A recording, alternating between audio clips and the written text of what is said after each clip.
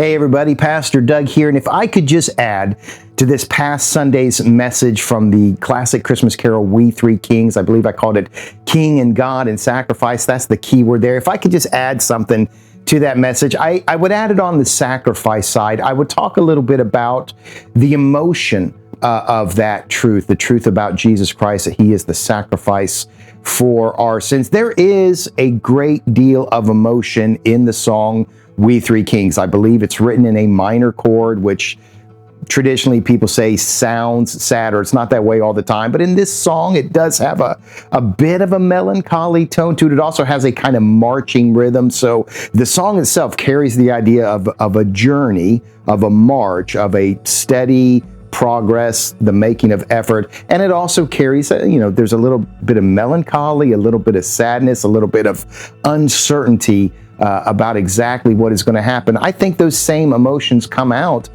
in the sacrifice idea, the idea that Jesus is a sacrifice. That idea had already been bridged to Mary. I'm not sure if it was suggested in anything the angel said to Joseph, or in anything the angel said to Mary, or in anything that Mary said or Zechariah said leading up to that Luke 2 nativity. But you know that 8 days after the nativity, when they went to see Simeon in the temple, he said, a sword will pierce your heart as well. So he told Mary there's going to be some sorrow coming for you. You're going to experience some sadness, some tragedy. So she was at least in part aware that was going to happen. And then when the wise men show up, and again, they did show up sometime after the shepherds in Luke 2, sometime after Simeon even. They weren't there exactly on the night of the nativity as we like to depict it. They were there a couple of months, if not a couple of years later. But when they show up, then they bring gold and frankincense, but then they bring myrrh. And that is yet another reminder that something tragic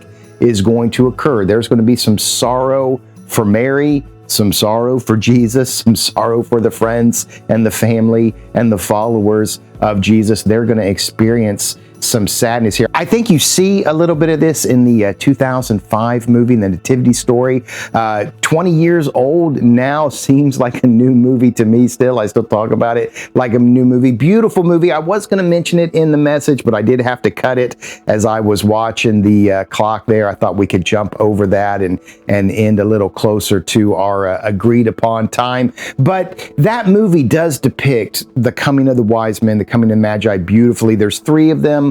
Of course, we don't know if there actually were three. Traditionally, we just know that they brought three gifts. We depict them as three. So the first, he brings his gift of gold, and he says, gold for the King of Kings. And the second, he brings his gift of frankincense or incense. I'm not sure which they call it in the movie. Either will work. And he says, incense for the priest of priests, which is another truth that goes along with incense. In our message, we followed We Three Kings, that it represents him being God. It does also legitimately represent him being priest. He is legitimately priest, as we have several chapters about that in the book of Hebrews. And then the last one comes and brings his gift, and he hesitates, and he looks at the other two, and he looks at the gift that he has, and he looks at Mary and Joseph and the baby. He knows what he has to tell them. He knows the implications of it, and he goes, and with that hesitation, with that uncertainty, I don't know if shame might be too strong, but still he knows there's something unusual about what he's about to say, and he says myrrh to honor the sacrifice. I was raised in a tradition that was anti-emotion. My college professor stated very clearly, emotion has no part in the faith. The faith is purely intellectual. That is entirely untrue. Yes, there is a strong intellectual component to the faith. I do believe it needs to be 75% intellectual. If you hear me describe why I believe in Jesus, I say it's because I accept the testimony, the eyewitness testimony that is recorded for us in the scriptures. I believe these people met Jesus and they're telling the truth.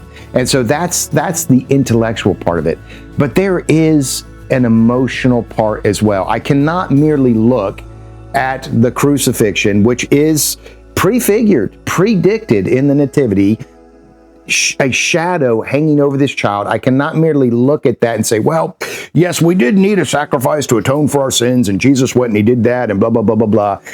yes, that intellectual component is there, but there's an emotional component as well. We have a non-classic Christmas song. It's just a classic song, no Christmas part of it. But it says, when I survey the wondrous cross on which the Prince of Glory died, my richest gain I count but loss and pour contempt on all my pride. So there was among the older generations an understanding that there is a bit of a tragedy here. Even though this is an act of God's love, even though this is victory over sin, death, the grave, it's still tragic that this child had to be executed, that this mother had to raise her son for 3 decades and then watch him be mistreated for the sins of the world. So if I could have added that into the sermon, I would have. There is a legitimate bit of emotion to this holiday, both joy, but also a sense of regret, sadness, sorrow at what Jesus is going to endure for us.